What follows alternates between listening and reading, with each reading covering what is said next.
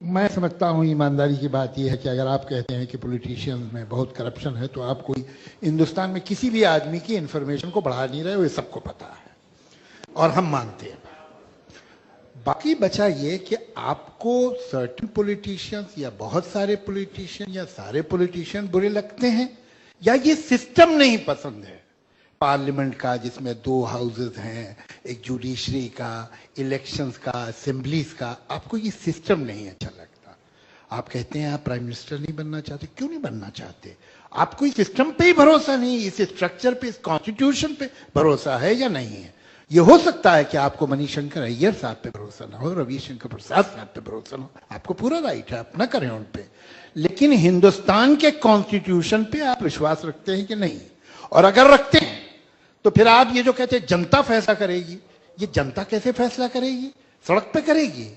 तो फिर ये पार्लियामेंट रिडंडेंट है, इसे बंद करवा देना चाहिए, इसमें कुछ सिनेमा हॉल वगैरह खुलवा देते हैं। तो सवाल ये है कि आप सिस्टम को और इंडिविजुअल को कंफ्यूज करते हैं। पहले तो इसमें क्लियर हो जाइए।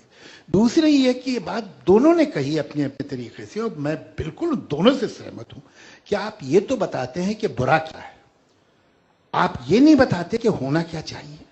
ये साहब ठीक है, पंचायत हो और वो डिसेंट्रलाइजेशन ऑफ पावर हो, लेकिन आप दुनिया से क्या रिश्ता पंचायतों के थ्रू करेंगे?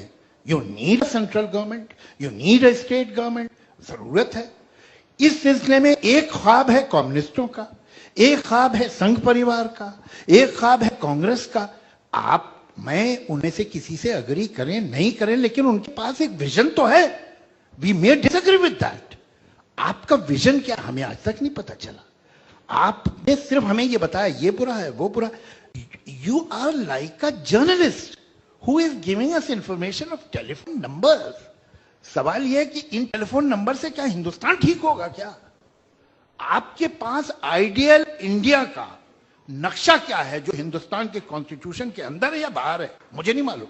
कि अगर एक कॉन्स्टिट्यूशन में चेंज होना है या एक नया बिल आना है तो अरविंद केजरीवाल और उनके 4 दोस्त ये कहें कि हम 20 पे बैठेंगे, तो फिर ये राइट तो मुझे भी होगा, इनको भी होगा, इनको भी होगा, इनको भी होगा।